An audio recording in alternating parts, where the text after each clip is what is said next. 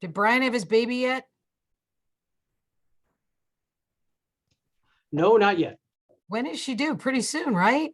Yeah, it's middle of the month-ish. Okay, We're got not it. 100% sure on the flight plan. Yeah, he wouldn't book any meetings because he wasn't sure. Yeah, No. I think that's a safe thing to do. Fair enough. He was on the board call this morning, so I know nothing's happened today. Nothing's happened today. Gotcha. Yeah, I got to text one of my people who's in the hospital right now, one of my board members. So I'm like, yeah, I get it. She sends me text messages every morning that say still pregnant. Oh, board member in the hospital going to have a baby. Going to have a baby like any second. Yes. Uh-huh. Nice.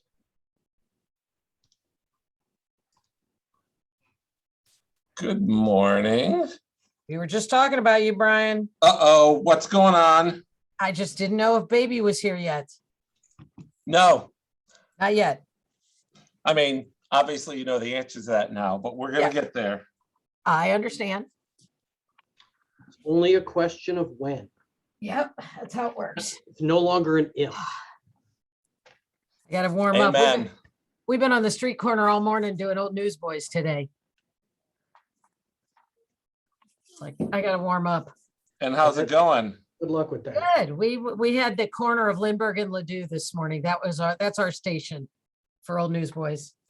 So we see a lot of people we know at that corner when they drive by.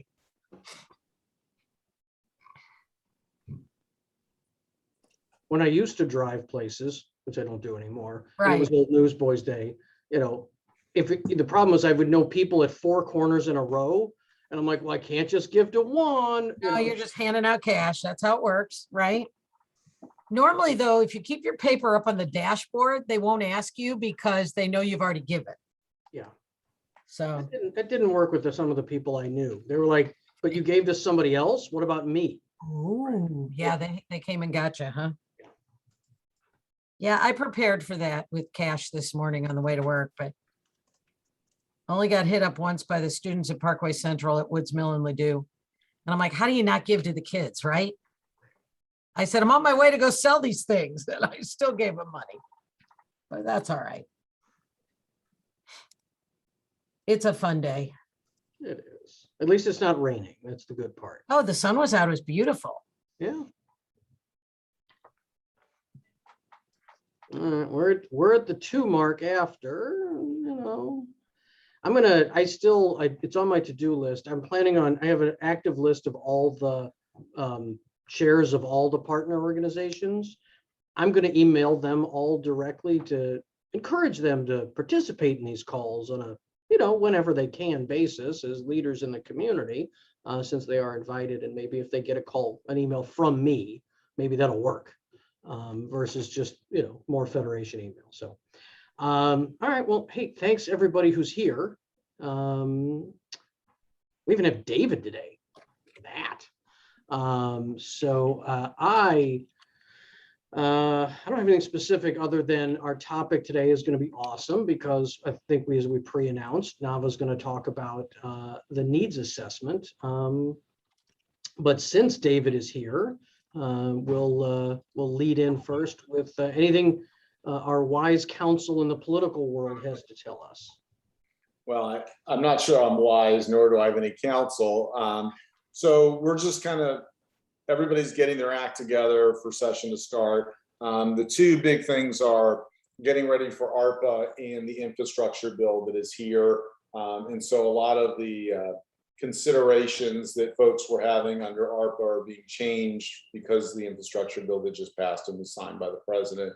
And that bill is probably going to be about $6 billion in terms of roads, bridges, things of that nature, another $100 million in broadband in the state. And so we've got a pretty big chunk between all those pieces.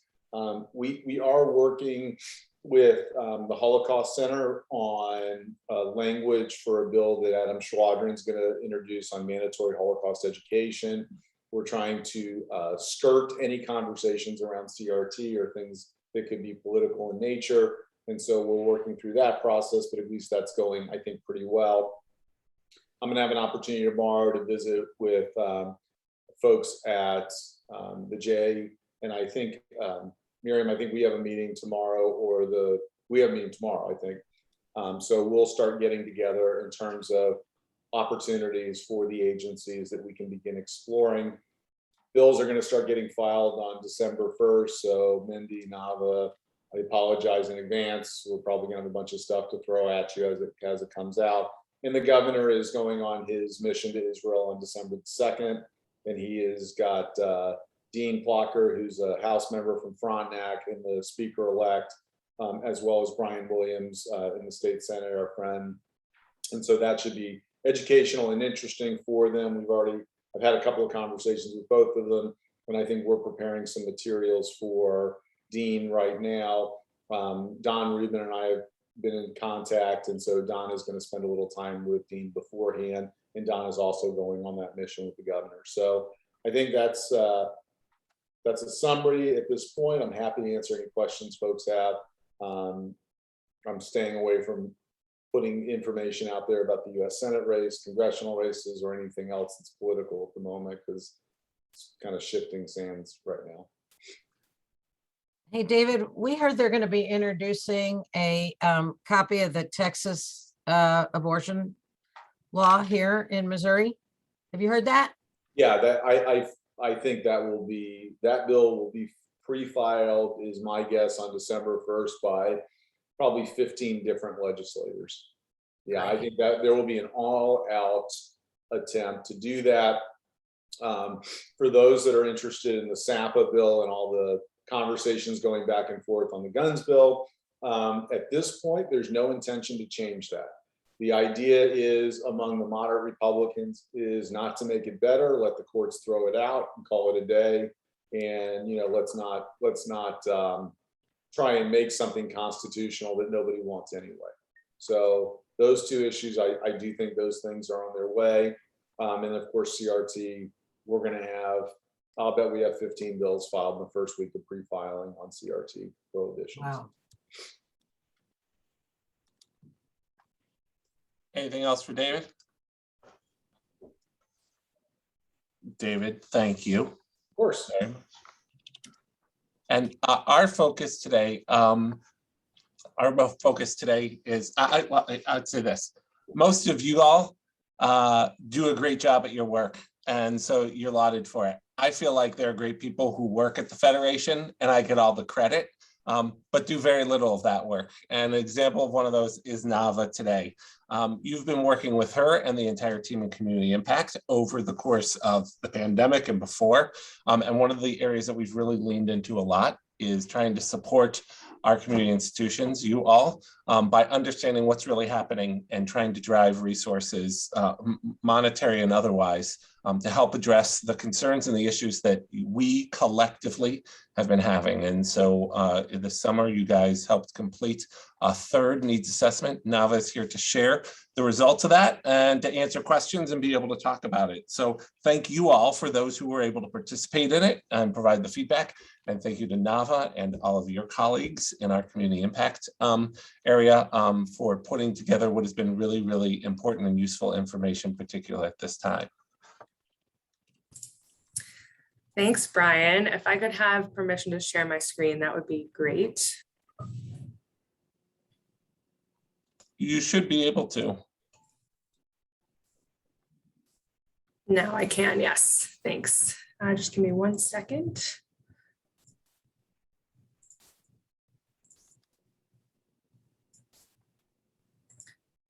Thanks for your patience.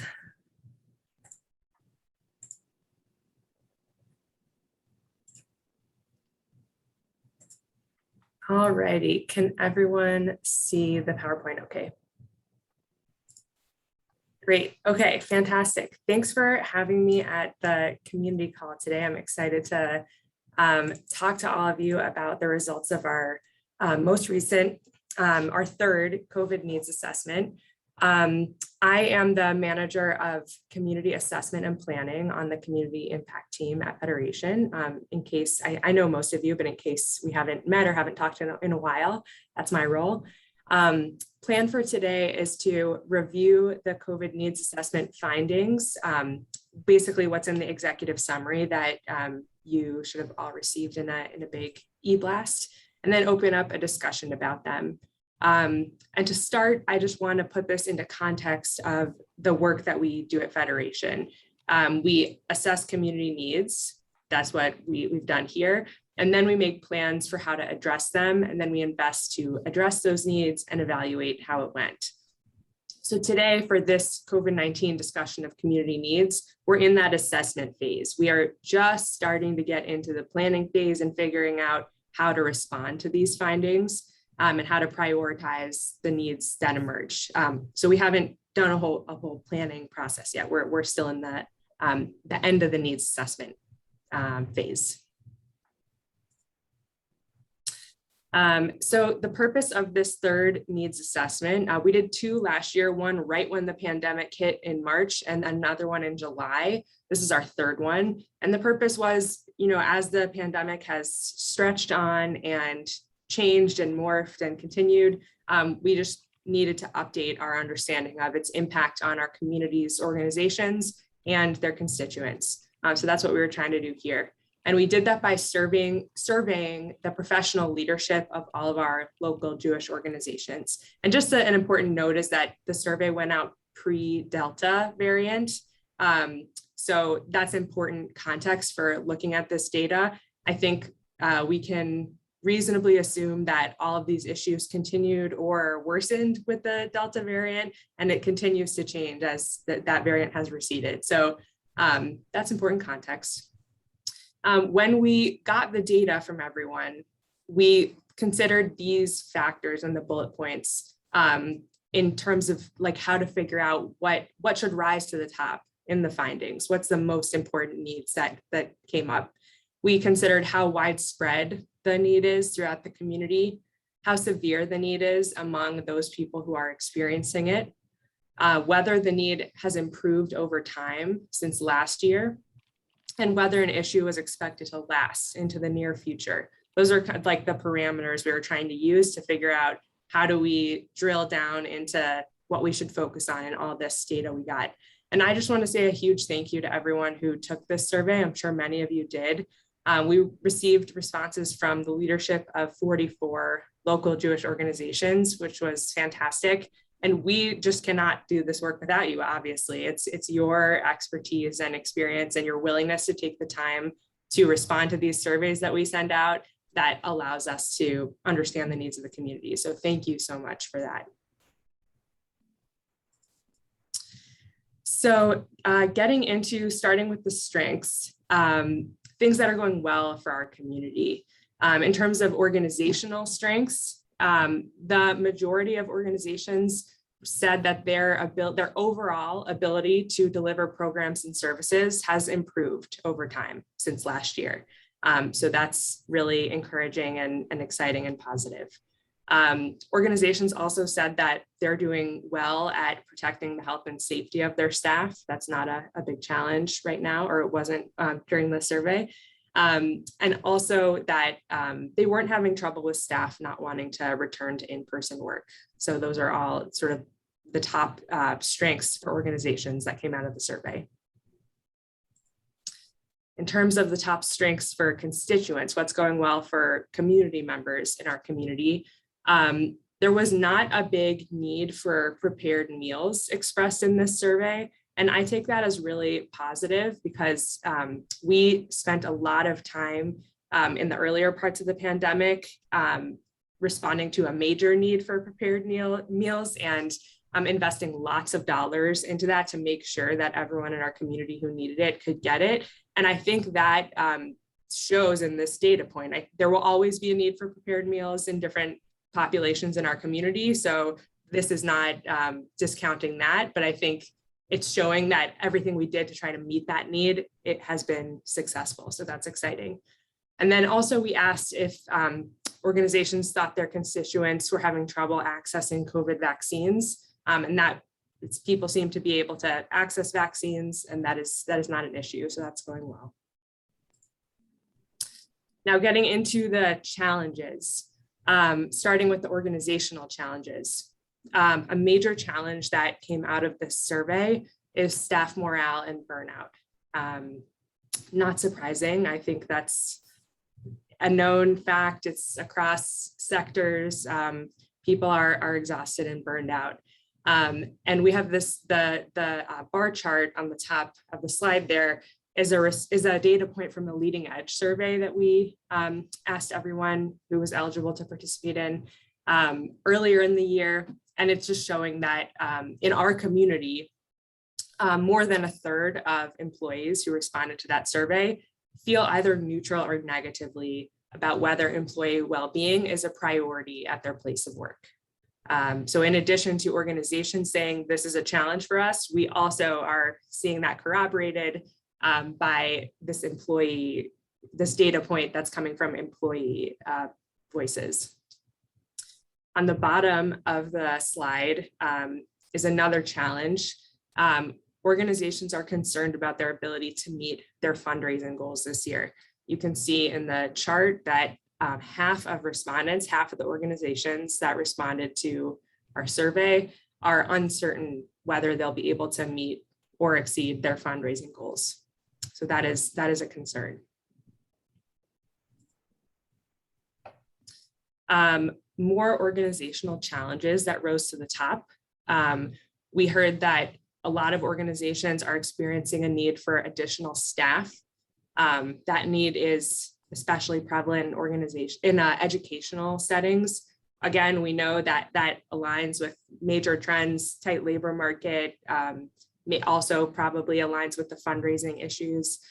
So that's a challenge. We also heard that respondents are experiencing inadequate cybersecurity and anticipate that challenge to continue into the future. And this was a challenge before the pandemic for our community organizations, but the pandemic has it's continued to be a challenge, and even more so given the degree of remote work that has become a normal part of the way we all function. We also heard a smaller number of organizations reported that they're continuing to experience burdensome pandemic-related costs, less prevalent than the other challenge areas, but the organizations that are experiencing it said it's really severe. And then we also asked what kinds of training and support might be helpful to organizations at this time. And that the top one was mentorship for board and committee members.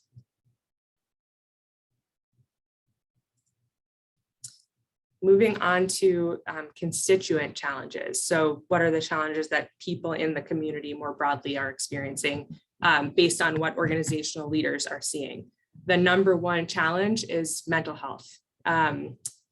Not surprising, we've been hearing about this throughout the pandemic. This just confirms that this is an ongoing challenge that we need to be paying attention to and really thinking about how to address. We learned last summer that this was especially acute among young adults. And this data point is really, we heard from the community that it's really across all different populations and age groups.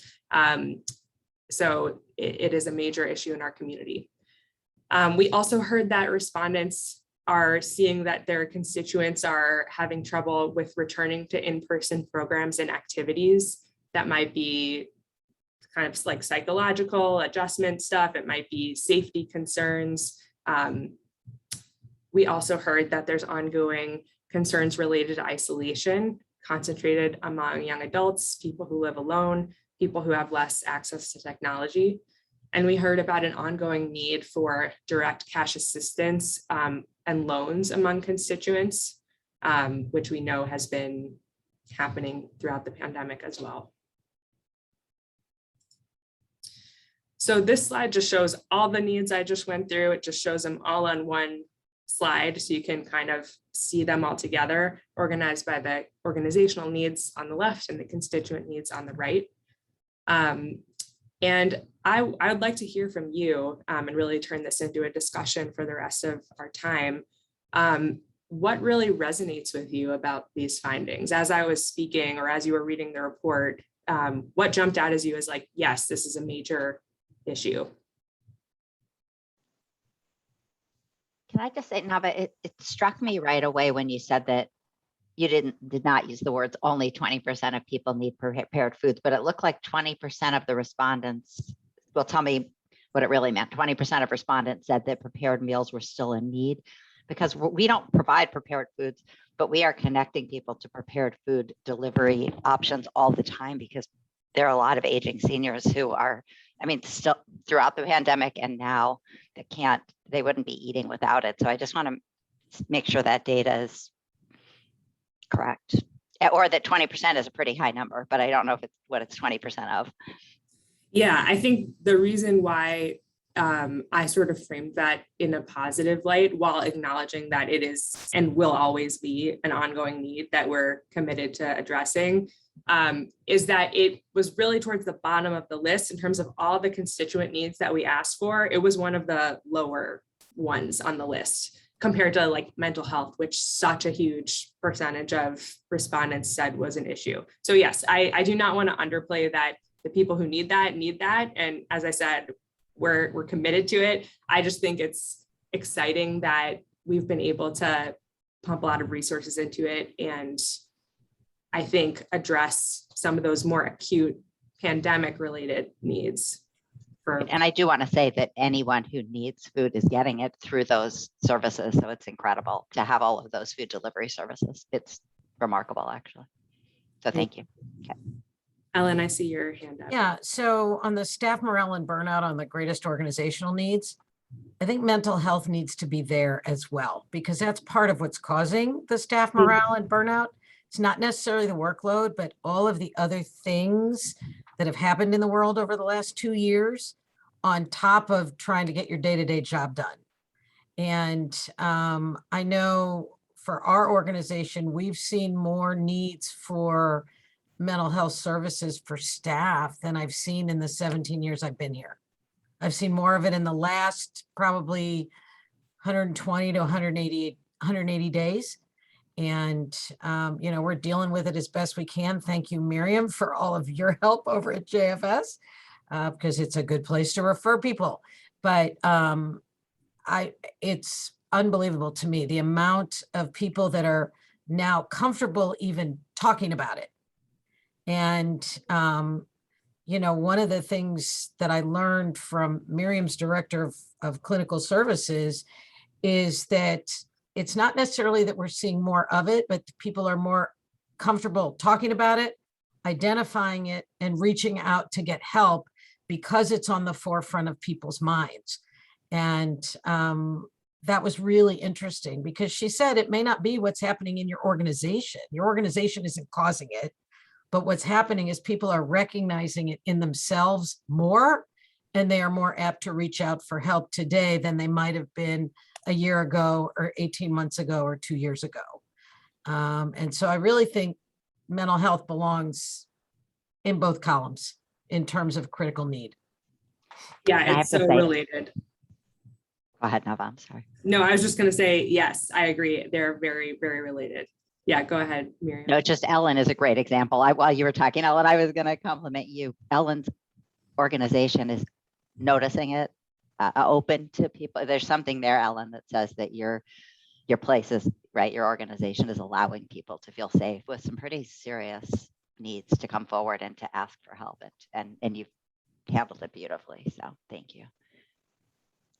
And that's where it's going to get resolved, right? When, just in people's natural habitats of school and home and work. So thank you. What else jumps out, either something that might be missing or surprising or something that really resonates based on your experience? Nava, this is Paul Kravitz. Under need for additional staff, I would also add the difficulty of finding staff. On behalf of United Hebrew Congregation, AJC, Maryville Hillel, each one of those 3 organizations with whom I volunteer have had openings that are either currently or have been very difficult to fill just because of the lack of people, availability of people. Yes. And paying the salaries that people are requiring to be competitive with the other places that are trying to hire them as well.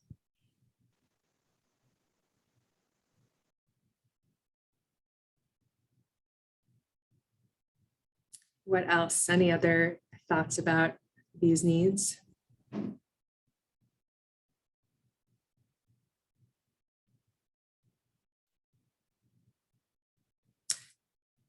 Well, we can continue if more people have thoughts or questions that come up. I want to spend a couple minutes with you all getting your thoughts on how we might think about addressing some of them. For some, I think the potential responses seem a little bit more clear, a little bit easier to think about how we might address them as a community in some kind of combination of training or funding. Other ones, I think the way to respond is less clear. Some of it might just be, convening leadership like this and learning from each other and brainstorming. So we're actively figuring all that out. And I'd like to brainstorm with you all now on specifically around staff morale and burnout and mental health, which, as Ellen and Miriam have shared, are very related. So I'm going to stop sharing my screen, and I'm going to drop a link into the chat for a Jamboard, which if you haven't used before, it's pretty fun. Here we go. So if you would click into that link, it should take you to something that kind of looks like a PowerPoint slide. I see a bunch of you have clicked into there. That's great. And there are 2 slides on here. There's a little thing at the top with arrows that says 1 out of 2. So if you click the arrow to the right, it'll show you the second slide. So the Is first, anybody else getting an error? I get an error that said end visitor session. Maybe it's just me. well, we can also, if anyone's having trouble with it, you can also feel free to throw ideas in the chat, or just add when we discuss afterwards. Sorry about that, Brian. So the first slide is ideas for how we could address staff morale and burnout as a community. And the second is ideas for how we could address mental health and well-being as a community. So I would like to invite you to put ideas on here, and you can do that by on the left side of your screen on the Jamboard. You should see like a little menu with different icons on it. And right in the middle, there's a square with some writing on it. That's a sticky note. So if you click it, pops up a little sticky note, you can write stuff on it, and then it puts the sticky note on the Jamboard. Any questions about how to use it?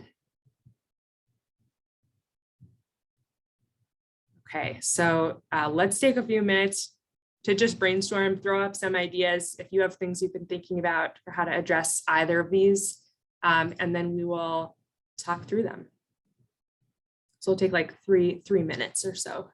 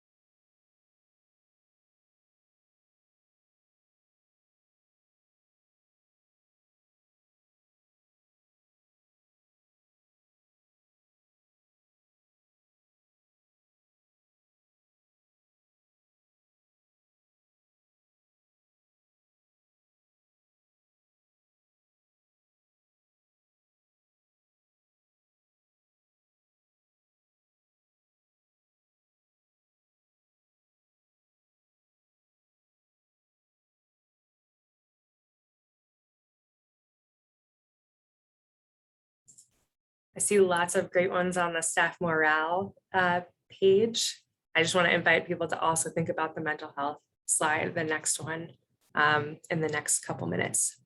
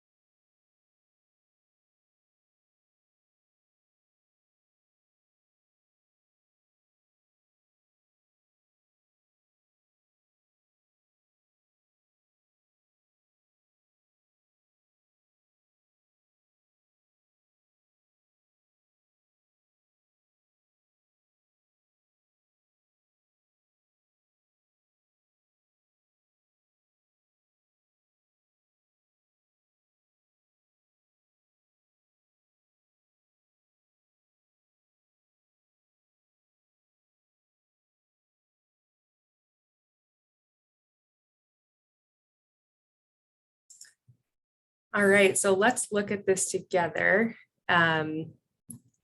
Yeah, you can totally drag your sticky notes around if they're landing on top of other people's. We have a bunch on staff morale. We have some coming on mental health and well-being. For staff morale, does anyone want to share what they wrote or elaborate on it? Or do you see another one that's particularly interesting or exciting to you?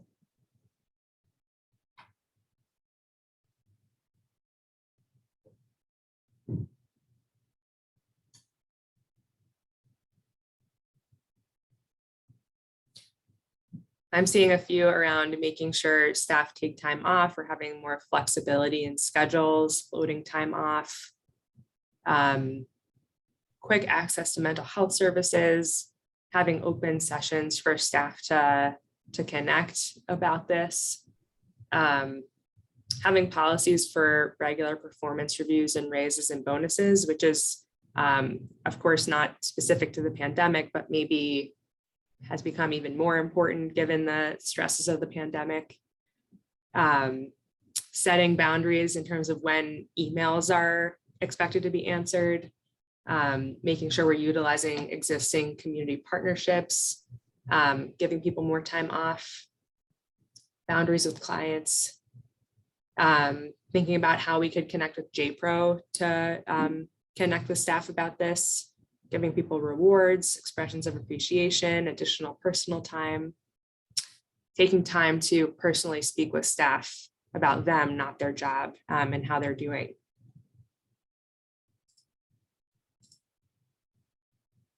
Great. I think those are some really, really great ideas to think of. Anyone want to comment on this? I just think we need to follow the lead of what's happening out there in the community. When you see these school districts that are closing for an extra day, or companies that are just, okay, we're not working on Friday, everybody take the day off. They are recognizing the same exact thing that we are seeing in the corporate world, that we're seeing in the nonprofit world, that employees need that space and time. And when people are working remotely, there aren't near as many boundaries to the workday as there are when you walk into an office every single day. Because once you're on, and it's not like you're walking out of a space and you can turn it off, because you're not walking out of the space because it's in your home. And I think we need to be recognizing that if our staff is all working remotely, what that does to you.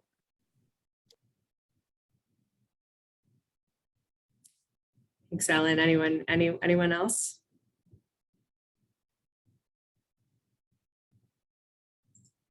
Let's look at mental health and well-being.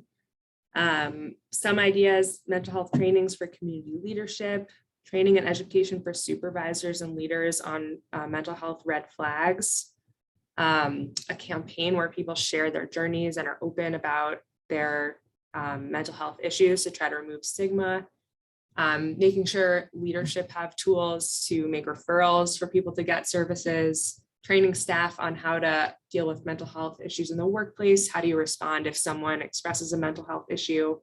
Organizing phone committees to reach out to community members. Isolation is also very connected to this. Standards for how to do a mental health check-in with staff. So a lot of overlap between the staff morale and this broader mental health issue. Any comments on this one? Well, I will share, since we dealt with this in a very serious way in the last 60 days. I found out after the fact that I had a staff person that was discussing suicide with other staff, and she would call them at home at night. Wasn't happening during the workday, but it was happening after the workday, to the point where those staff told us after the fact, after this woman was getting help, that they were afraid to hang up the phone on her for fear that she would do something dangerous, okay, and would harm herself. And they had no idea how to respond, and they would stay on the phone with this woman for an hour and a half at a time, worried about her. And nobody thought that they should bring it into the workplace and share what was happening so that we could reach out and help this person get help. And it basically, we had a severe mental break that required a commitment of this person that brought it all to a head. But then all of a sudden, everybody started talking about it and sharing their stories after the fact. And we were looking for those red flags and didn't know what to look for because it wasn't happening in the workplace. It was happening outside of the workplace. So we have to be careful, but we also have to recognize, I think, that things are happening and we need to give our employees a safe space to talk about them and to bring them to the forefront so that they know what to do. Now they're like, okay, help us. We need to be trained. We need to know what to do. We need to know how to respond.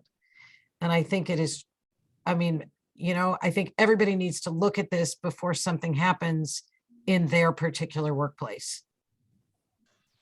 Can I ask how many of you have a dedicated HR person? I think probably, I'm trying to look who's on here. I would imagine Covenant, Crown, the No, bigger places. No? no, Yeah. we do not. So to me, this may be a question also, kind of like security, which is something that is done communally because it benefits everyone.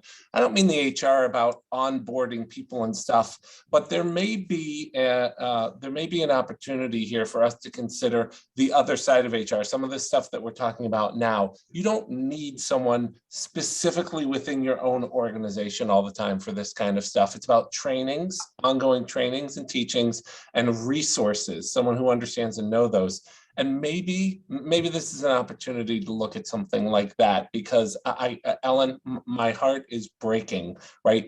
Part of the reason we all work in these organizations is because they're personal and they're interpersonal. And I have hated COVID because I can't walk around. Now it's tired of me walking around just saying hi, popping my head in and then keep walking by. But stopping by and saying hi, it's more than just work for most of us. It is also kind of a family. And if that's happening inside our own family, and we aren't recognizing, or our other family members aren't comfortable or willing to say something is a little broken. And I don't think it's because we're not doing something right. I think it's because we're not even aware of it at some points, because we're all running organizations at a different level than this need. And somebody needs to be focused on this specifically. It's so important. And there are a couple of ways that it can be addressed pretty easily. Ellen, it comes to people when it comes to them, right? Because people don't know they're supposed to talk about that at work, or they think they're not supposed to talk about it. But so some of that is doing a workshop for your staff. Ellen reached out also to get resources to find the best person to do a training for her staff on suicide prevention, not just in the workplace, but so hopefully you're on that. And she has a lot of resources to call. Catholic Charities has an ongoing training program for all of their staff, and it's something we could talk about. We're getting closer to having a staff person who's available in our organization to be organizing those things so that we can offer it to everybody and say we can do the suicide prevention training at JFS or somewhere else because we don't have a large enough space here. So there are lots of ways to structure it, either by calling us and we can, as a matter of fact, I got a text during this meeting from another leader in the Jewish community saying they're going to be doing something on childhood mental health and wanted a speaker recommendation. So, but we could also coordinate it in a better way. And we've been working towards that. We just haven't had the staff because we've been dealing with the direct service. And, so there are easy ways to do that. And Catholic Charities does it really well for their entire 8 organizations, which isn't as many as 43 or 63, but it could be done where regular sessions of meaningful, relevant topics are offered. Or JPRO also could be the structure for that. But also if individually you want that, but just having a workshop says you have permission here and here's what you do when it comes up. The resources are available. I mean, in a way, if you put it in a context that it's no different than doing CPR training, it's just good basic skill sets for people to have wherever, for your personal life as well as your professional life. And I think it's the context that's really important that makes it feel accessible to people. You're absolutely right. They're even calling it like basic mental health first aid. Our receptionist took that workshop a couple of weeks ago. She took like a 3-day one, but how do you recognize that in the organization and with clients who walk in the door, just basic, and it's called that. So just like basic CPR, basic first aid, it's basic mental health first aid. Very normative. You're right. But I think that's the key there. It's normative, right? If you make it the culture in your workplace, then people know it's okay to get help. I know in our case, our response, we talked to one of our board members who was a licensed clinical social worker. She made herself available at no cost to any of our employees that wanted to talk with her or talk through the situation so that they could get the immediate help that they needed from a licensed clinical therapist, which is what needed to happen. And, you know, all good, thank God, all the way through, but you know, it's not easy to manage in the moment. And if we can do what we need to do now so that we're all prepared if it happens in our workplace, we'll be much better organizations for it. We had probably a more unique situation because we've worked on site every day since COVID started, but I was taking everybody's temperature every day. And I mean, I have to say that I question my use of time sometimes because it really did take up about an hour every morning from 7:30 to 8:30 in the morning. But it was probably the best thing that I could have done for my staff because it gave me that time with them and what they would share all their fears and concerns, what was going on with their family, what was good, you know, their spouse who lost their job, their son, their daughter. And it gave them an outlet. And it also gave us an opportunity in real time to help provide resources or address, you know, and I will say we've stopped doing the temperature taking now. We're all triple vaccinated, but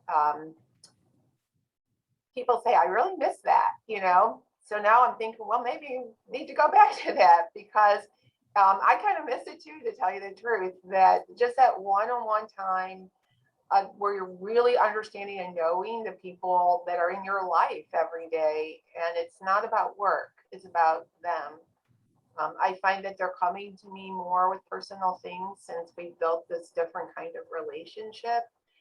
And, you know, maybe it's just helpful, you know, how maybe it could be delegated amongst, you know, people if you have a bigger organization, but it really has made a difference, I feel. You know, I would second that. I did what I would call mental health check-ins with each one of my staff. And what I learned is that they had all kinds of things going on in their life that had nothing to do with their work, right? But we had resources within our community that could help them that they didn't know about. Whether it was, you know, I had an employee that was dealing with an aging parent and didn't know what to do. And I sent her over to the program at JFS, right? And we had another one that needed a microloan because a spouse had lost a job and they were concerned financially. And until you know what's going on in their lives, you don't know how to help them get help that they need. And there are a lot of resources built into this community right here on this call to support our staff, all of our employees at whatever level they are at. But if you never know they need it, you don't know how to reach out and help them, right? And I agree with you 100%, Joan. I'm going to continue doing these check-ins with my staff, even though it takes a significant amount of time because it's an investment in them and it's an investment in the organization and it pays off. I think it also is, you know, you're modeling behavior in a way so that, you know, if they're interfacing with your clients and so forth, you've already modeled that behavior of caring. And you can see that kind of flow through the organization. But I just had a situation where, you know, I have a person who works for us who probably I would never have developed a relationship with otherwise, who shared with me that his sister was terminal. And we kind of, you know, went through that journey together. And honestly, if I hadn't been taking his temperature, he probably would never have shared that with me or even any of the other staff. And she just passed. And, you know, we were able to be supportive through that for him. So, you know, again, it's just like, maybe this is the positive side of COVID. It's sometimes you feel like I don't know if there's anything left in the well because your own stress is so, but you know, there always is. And it fortifies each other when you develop those relationships. I just want to share, I am a social worker, but I'm not a clinician. I'm not a therapist. And I know I'm wondering about the like confidentiality boundaries and like, I love the idea of all the support that you all are thinking about and are giving to your employees. And maybe it's worth also getting trained on what boundaries need to be in place, what kinds of like worker protections, accommodations might need to be considered when employees are disclosing health information.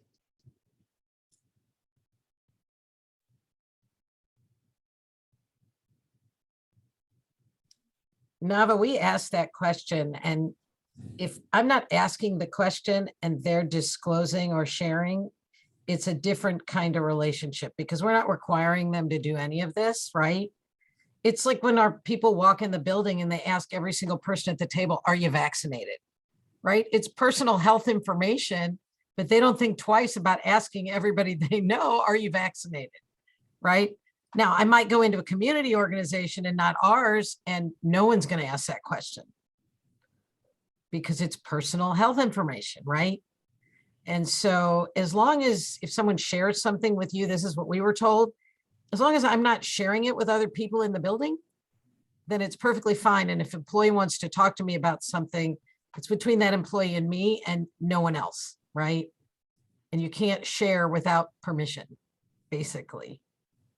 And I think that's any personnel issue. We have to deal with it that way.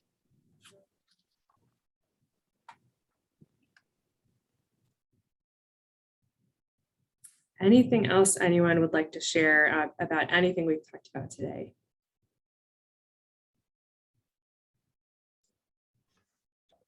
Now, I want to thank you, everybody who participated, you for your role in helping to collate that data and bring it, and everyone for the conversation today.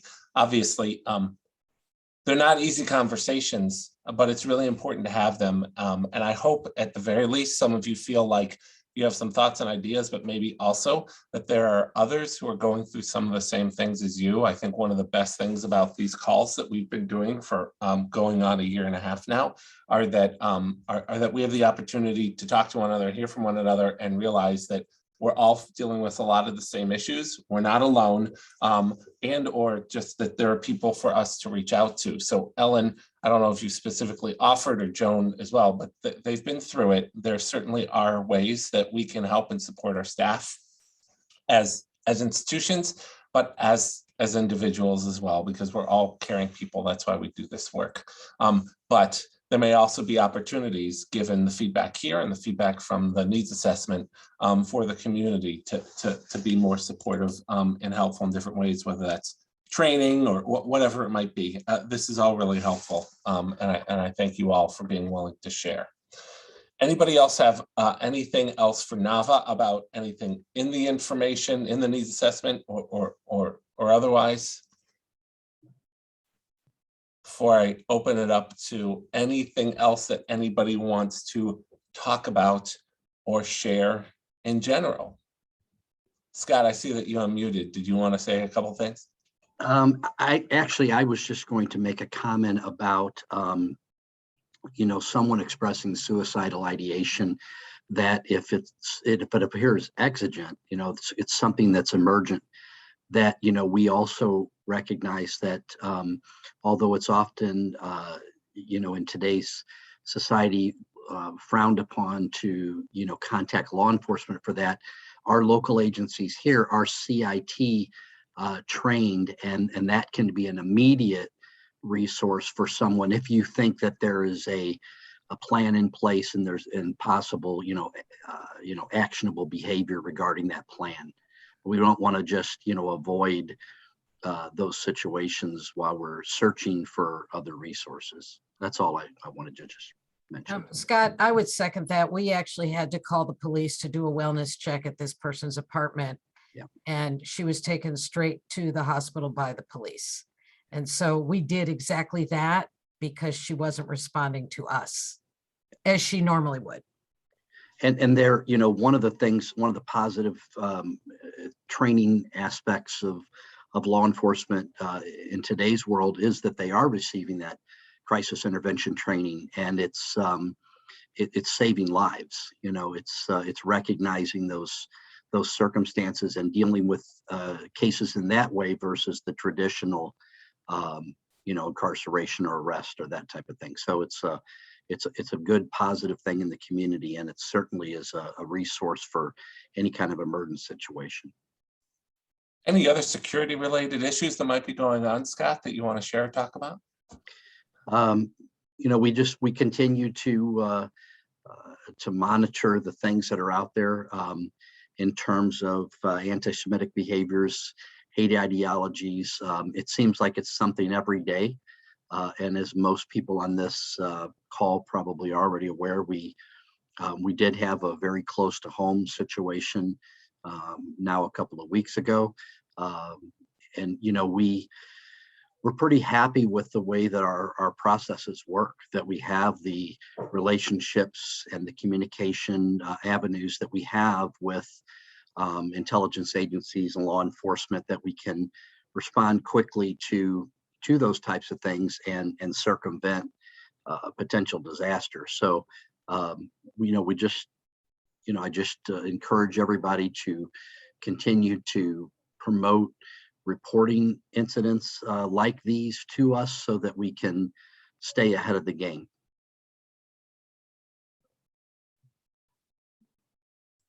Thanks. Anybody else have anything they wanted to talk about or share or suggest for a future conversation? Hi, it's Randy. I just have a question, Nava. What are next steps? What are you picturing happen next with the results? And I saw that you had added some things on the report, but what should we expect? What do you need from us? Love that question. Thank you, Randy. So Federation has a COVID-19 task force that has been overseeing our response since the beginning. And that includes how we've invested our COVID response fund to meet needs that we've identified. So they are having conversations about how can we, which things should we prioritize? How can we respond? What are some like immediate things we can do, and what things might take a little bit more conversation. So I think we'll be able to share pretty soon some actions that they're going to take. And some of the things we just need to figure out more, and that might include more conversations like this, getting your feedback. Mindy, do you want to add anything to that? That feels, yeah, great. You'll hear more from us soon about next steps.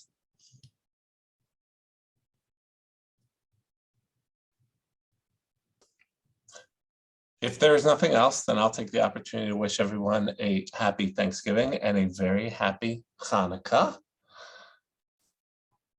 Thanks for being here, and good early Shabbos, and stay tuned. Yeah, something's coming. We're working on something that Mindy and Nava are obviously being a little cagey about. But just know that the needs assessment was very insightful to our team to figure out some action steps need to happen. So stay tuned. And I'll add, your comments today validated a lot of the things that we were kind of talking about and thinking about. So thank you very much for sharing, everything that you shared today. Yeah, Joan. Yeah, I'd just like to maybe just throw a thought out, and that is, I know that everybody who's in this Zoom room, you bear a lot of responsibility and burden. You do, in your positions and the people that you're working with and the decisions that you're making every day, which have impact not only on your staff, but on the clients you serve. And you're stressed out, right? And you're overwhelmed, and yet you don't get the relief of that burden. And so I would just put it out. I'm happy to speak to anyone. If somebody wants to speak with me, I feel that anybody in this room would do the same for me, but I just want to put it out there that we don't have to feel alone in the burden. And That's it. That's great. Thank you. Yeah, this is, look, the benefit of these calls that we've heard from lots of you, is being here as a team for the community and for each other, because who else do you have to go to? Right? So we're all here for the same reason. So yeah, no, that's great. Awesome. Well, great seeing you, and we'll see you again in a couple weeks. Thank you all. Take care.